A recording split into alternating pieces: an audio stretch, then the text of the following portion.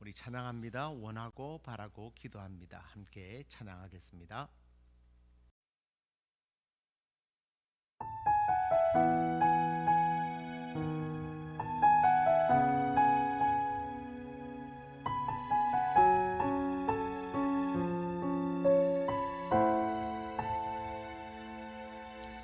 이 세상을 살아가는 동안에 나의 힘을 의지할 수 없으니 기도하고 낙심하지 말 것은 주께서 참 소망이 되심이라. 하나님의 꿈이 나의 비전이 되고 예수님의 성품이 나의 인격이 되고 성령님의 권능이 나의 능력이 되길 원하고 바라고 기도합니다.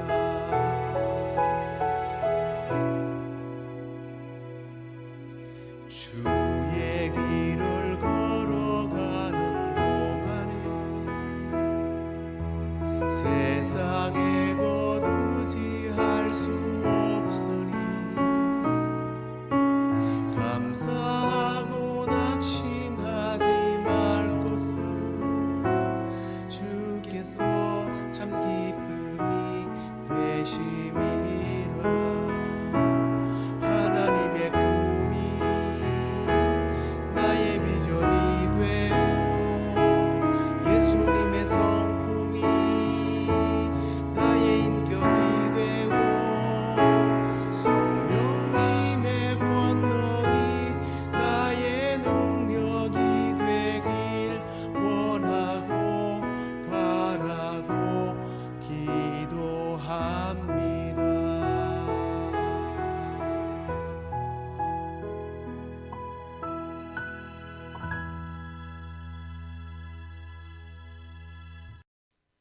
다 함께 사도신경으로 신앙 고백드리겠습니다. 전능하사 천지를 만드신 하나님 아버지를 내가 믿사오며 그 외아들 우리 주 예수 그리스도를 믿사오니 이는 성령으로 잉태하사 동정녀 마리아에게 나시고 본디오 빌라도에게 고난을 받으사 십자가에 못 박혀 죽으시고 장사한 지 사흘 만에 죽은 자 가운데서 다시 살아나시며 하늘에 오르사 전능하신 하나님 우편에 앉아 계시다가 저리로서 산자와 죽은 자를 심판하러 오시리라. 성령을 믿사오며 거룩한 공회와 성도가 서로 교통하는 것과 죄를 사하여 주시는 것과 몸이 다시 사는 것과 영원히 사는 것을 믿사옵나이다. 아멘. 이제 우리 찬송을 하나 더 하도록 하겠습니다. 기도하는 이 시간 함께 찬송하시겠습니다.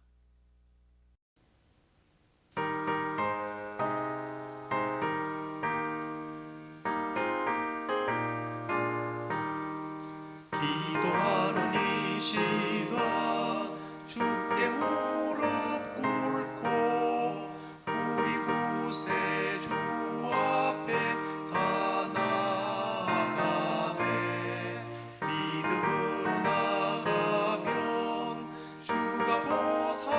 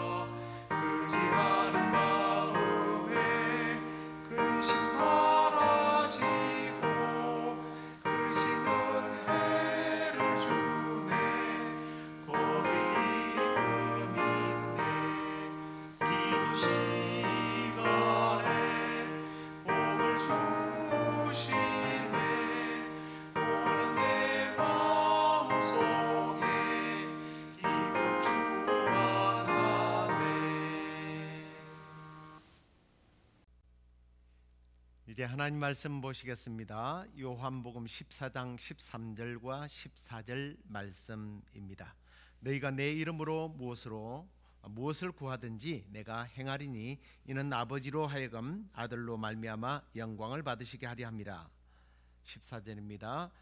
내 이름으로 무엇이든지 내게 구하면 내가 행하리라. 아멘. 자, 오늘은 예수 그리스도의 이름으로, 예수님의 이름으로 기도하라라고 하는 제목 가지고 말씀을 나누겠는데요. 제가 월요일 날 여러분들에게 보내드린 묵상 내용이죠. 제가 이렇게 묵상을 보낸 것을 다시 좀 더 깊은 묵상으로 이렇게 나누게 되는데요. 사실 제가 바라는 것은 이 묵상을 그냥 마지막 부분에 기도합니다, 그러니까 아멘 하고 끝나지 말고, 또 여러분들도 좀 이런 좀 더 깊은 묵상으로 여러분 스스로가 말씀을 관찰하고 또 적용하고 기도했으면 참 좋겠습니다. 지금 절기상으로 사순절 기간을 보내면서 계속해서 예수님께서 다락방에서 제자들에게 믿음을 강화시키기 위한 다락방 강화라고 부르기도 하고, 또 예수님의 고별 설교라고도 하기도 하는데요. 예수님의 설교와 그리고 예수님의 그 기도에 대한 그런 내용을 가지고 우리가 함께 나누고 있습니다.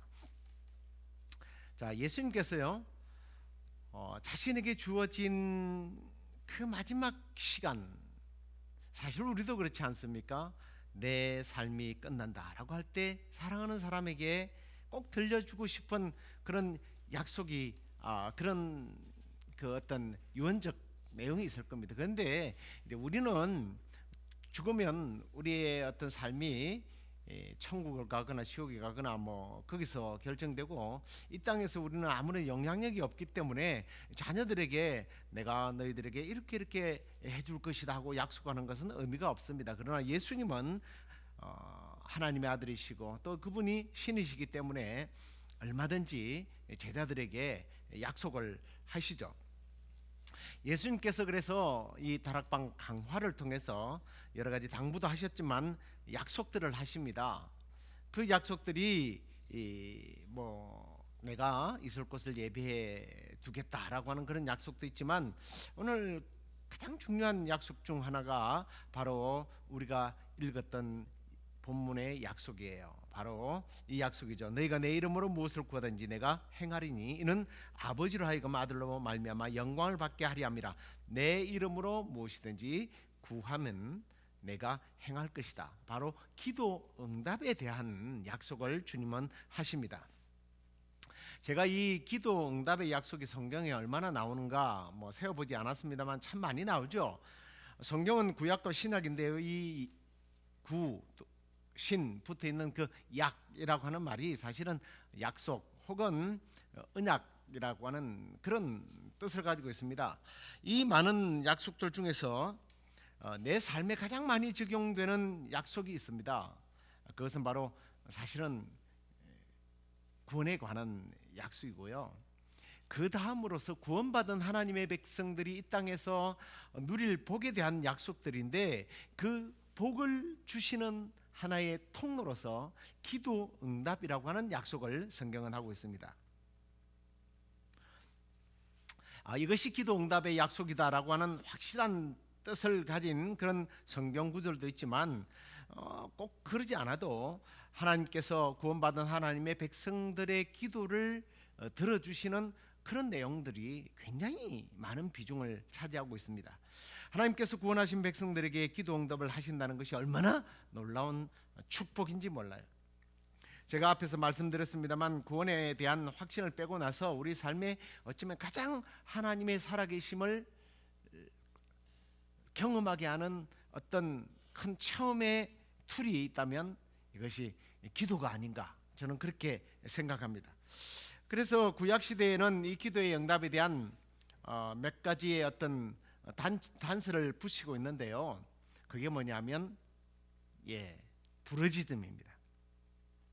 우리가 너무나 잘 아는 기도 때마다, 기도의 시간 때마다 우리가 적용하는 기도가 있죠. 그 말씀이 있죠. 우리가 잘 아는 예레미야 33장 3절인데요. 너는 내게 부르짖으라. 내가 내게 응답하겠고 네가 알지 못하는 크고 비밀한 일을 내게 보이리라 라고 하는 말씀입니다. 자, 사실 구약의 모든 기도 응답의 조건이라고 하면 이 부르짖음이 아닌가, 저는 그렇게 생각을 합니다. 하나님께서 응답하실 때 그 모든 과정을 보면요, 부르짖음이 늘 들어있더라고요.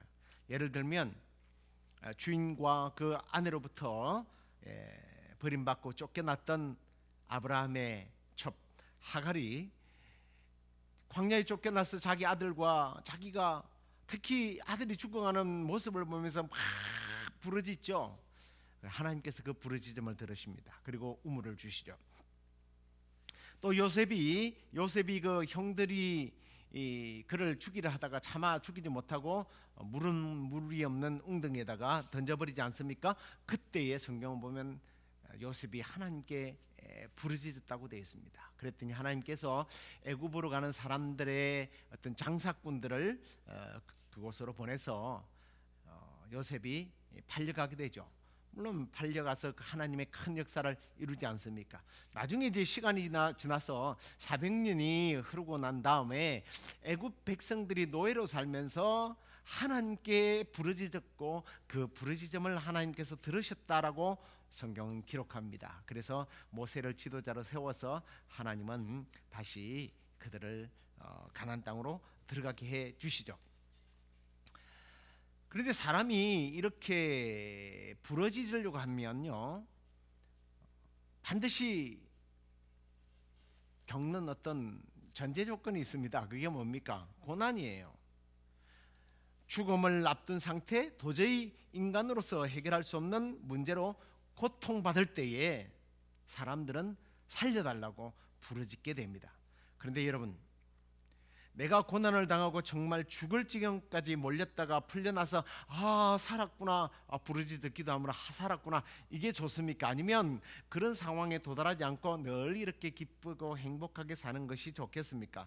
뭐 이렇게 물어보는 제가 이상하지만, 그런데 예수님께서요, 바로 이 후자의 길을 우리에게 열어놓으신 것입니다. 그렇게 고난을 당하지 않고도 또 한편으로는 기쁘고 행복하게 살 수 있는 길을 열어 놓으셨던 거예요. 요즘 젊은 세대들은 좀 말하는 표현들이 굉장히 뭐라고 그럽니까? 약간 유머스러우면서도 굉장히 뼈를 때리는 그런 용어들을 잘 사용해요. 뭐 고생하는 것도 뭐라고 그러냐면 개고생한다. 뭐 옛날에도 뭐 개고생한다는 말은 있었지만 이걸 굉장히 풍자적으로 잘 표현을 하고 있죠. 풍성하고 행복한 삶을 살기를 원합니까? 아니면 개고생하고 나서 풍성한 삶을 살기를 원합니까? 처음부터 풍성한 삶을 살면 좋겠죠. 그렇게 살 수 있도록 하나님께서는 예수님을 통해서 오늘 기도의 약속을 하고 계시다는 거예요. 그러면 그렇게 살 수 있도록 하는 비결이 뭐냐? 예수님께서요, 오늘 말씀 보니까 내 이름으로 구하라 라고 말씀합니다.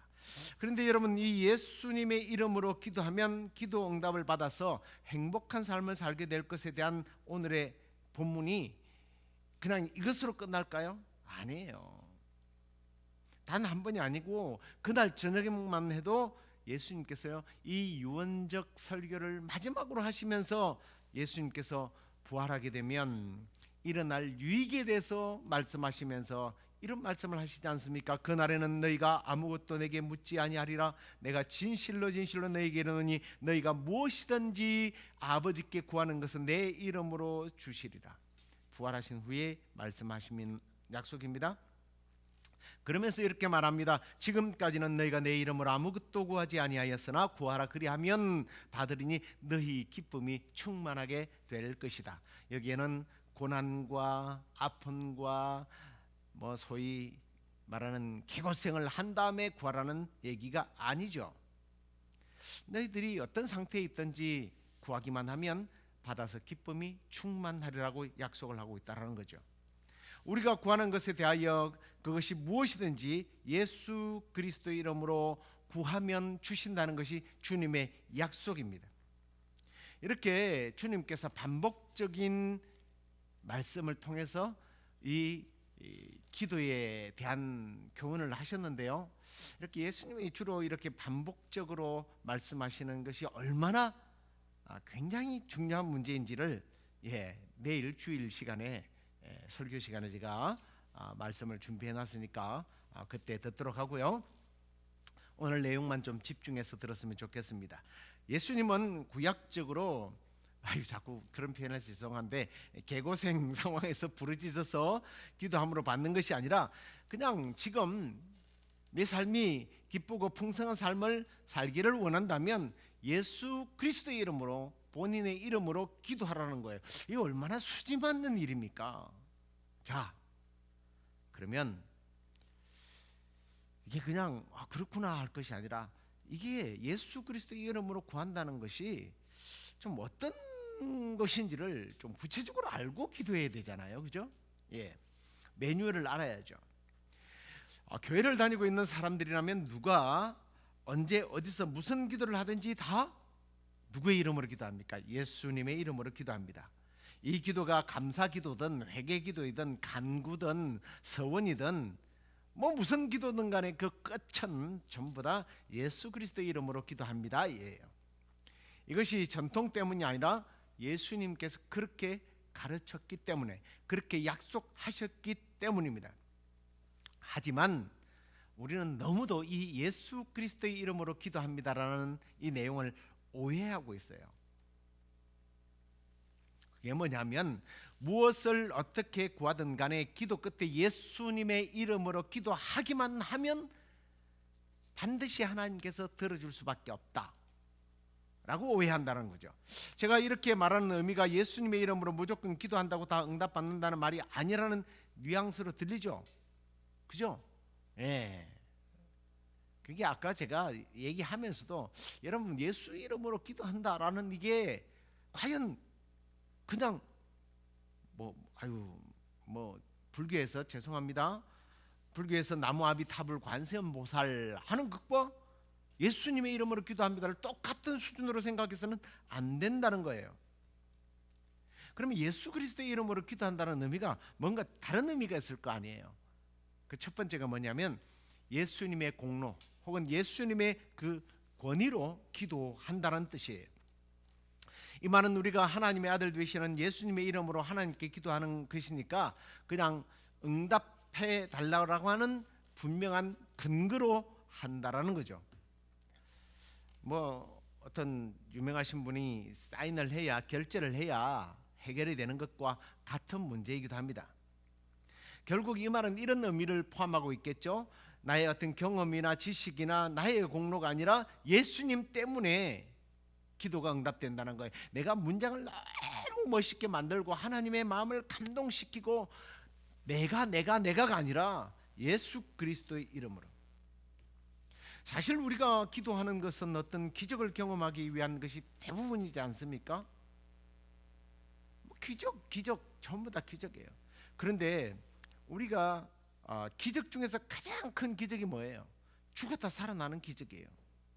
그 기적을 이루신 예수 그리스도의 능력으로 우리는 기도한다라는 거예요. 그래서 예수님께서 우리 이 생명이 얼마나 귀중하신 것인지에 대해서 마태복음 16장 26절에 이런 말씀을 하셔요. 사람이 만일 온 천하를 얻고도 제 목숨을 잃으면 무엇이 유익하리요? 사람이 무엇을 주고 제 목숨과 바꾸겠느냐라고 말씀하셨습니다. 그냥 죽어 끝나는 것이 아니고 죽어서 우리는 심판을 당해서 지옥에 갈 사람들이었는데 예수 그리스도께서는 그러한 우리를 사망에서 생명으로 지옥에서 천국으로 옮겼어요. 그 옮기는 그 대단한 능력을 이루신 그 예수 그리스도의 이름으로, 그 예수 그리스도의 공로로, 그 예수 그리스도의 희생으로, 그분의 그 부활의 능력으로 내가 기도한다라는 거예요. 그게 예수 이름으로 기도하는 겁니다. 사실 그 권위라는 부분보다 저는 이 공로라는 부분이 더 참 가슴에 와닿는데, 이 공로라고 하는 게 예수님의 공로라고 하는 이 부분은 하나님 편에서 볼 때는 이런 겁니다. 아들도 아낌없이 주신 하나님께서 뭘 더 아끼겠느냐는 겁니다. 실제로 사도 바울이 이렇게 고백을 하지 않습니까? 자기 아들을 아끼지 아니하시고 우리 모든 사람을 위하여 내주신 이가 어찌 그 아들과 함께 모든 것을 우리에게 주시지 않겠느냐. 할렐루야. 정말 아멘이죠. 아들을 아끼지 않고 주신 하나님께서 뭐가 아깝다고 우리가 구하는 것을 안 주시겠느냐 하는 거예요. 이런 의미에서 예수 그리스도의 이름으로 우리가 기도하는 거예요. 그렇구나. 그러면 이제부터 무조건 예수 이름으로 기도하기만 하면 다 되겠구나. 그런 예수님의 공로를 의지해서 기도하면 되겠구나 라고 끝난다면 사실 그것 역시 예수님을 마치 예수님의 이름이 동화책에 어린이 동화책에 나오는 도깨비 방망이와 같은 거예요. 금나와라 뚝딱 은나와라 뚝딱 이러면 나오는, 설마 예수님의 이름으로 기도한다는 것이 그것으로 끝날까요? 아니에요.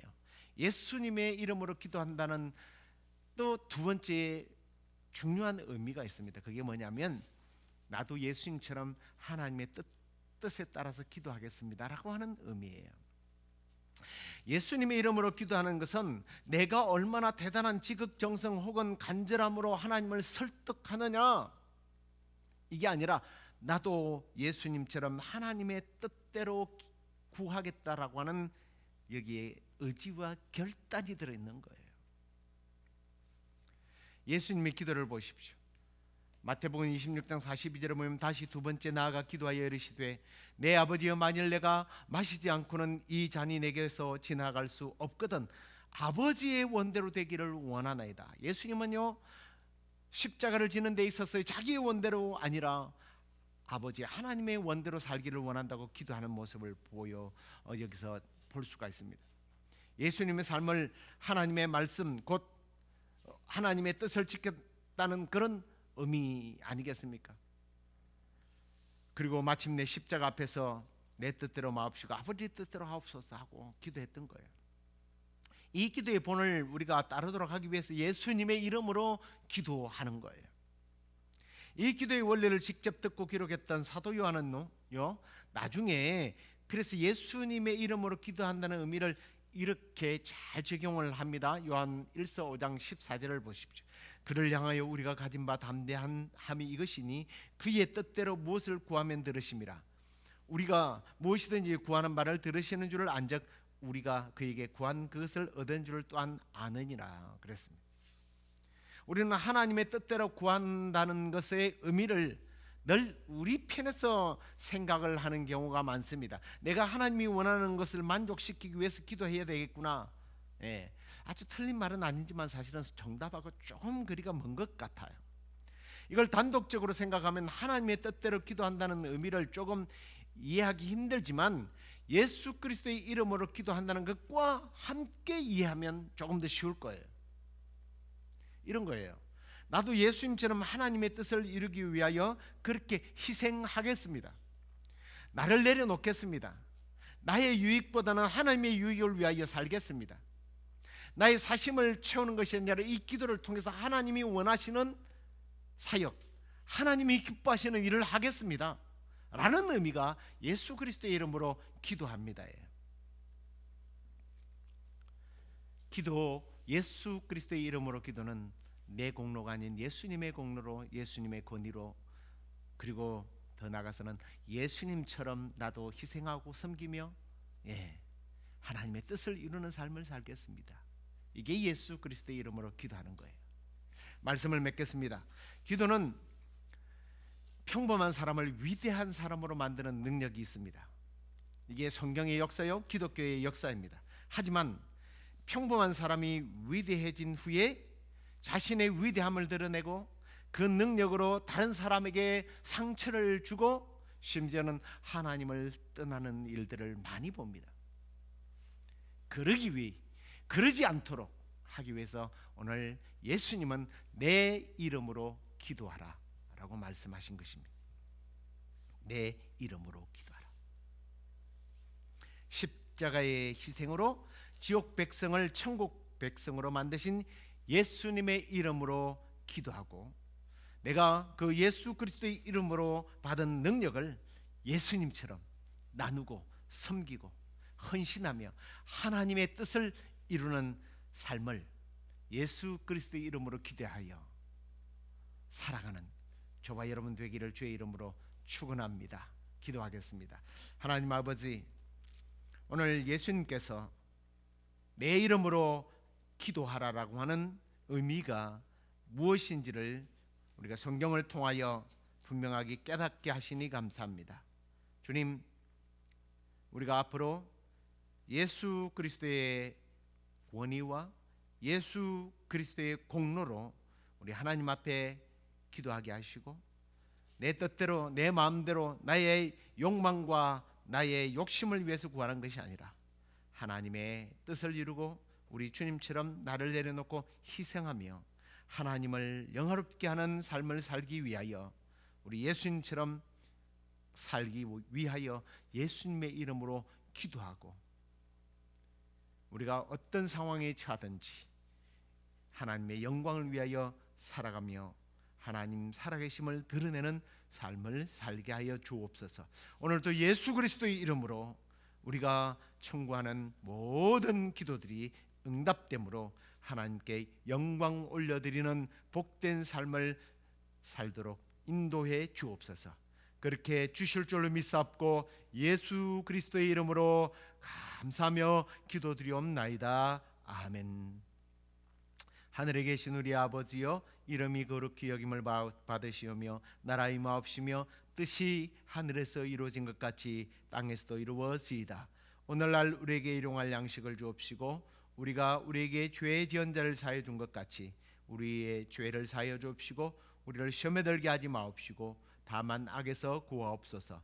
대개 나라와 권세와 영광이 아버지께 영원히 있사옵나이다. 아멘.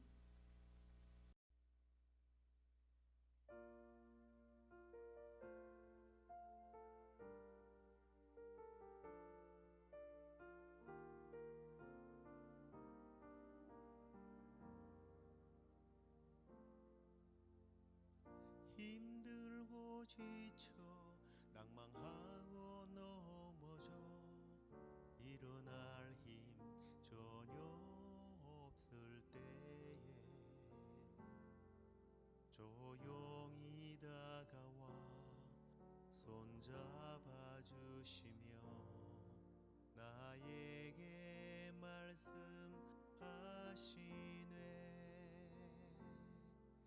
나에게 실망하며 내 자신 연약해 고통 속에 눈물 흘릴 때에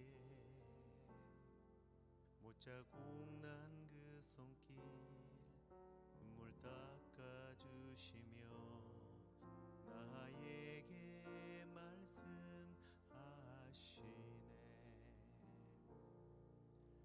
너는 내 아들이라 오늘날 내가 너를 낳도다. 너는 내 아들이라 나의 사랑하는 내 아들이라.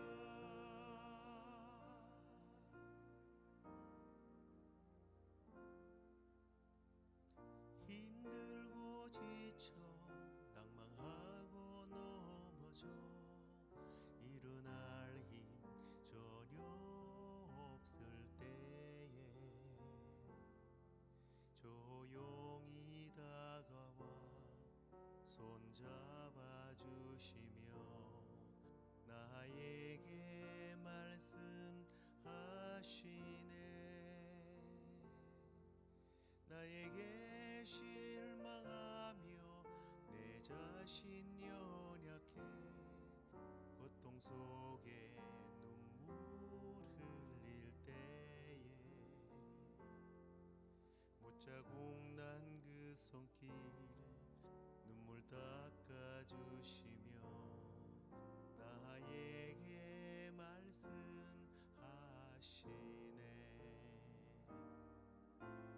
너는 내 아들이라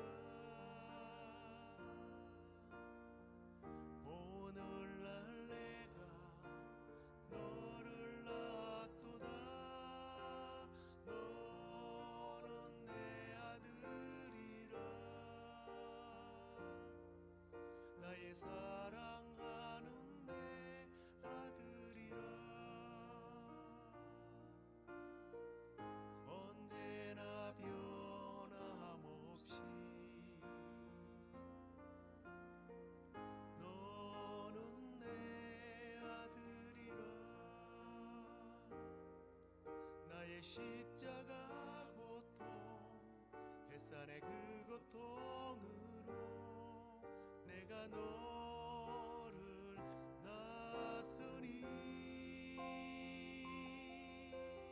너는 내 아들이라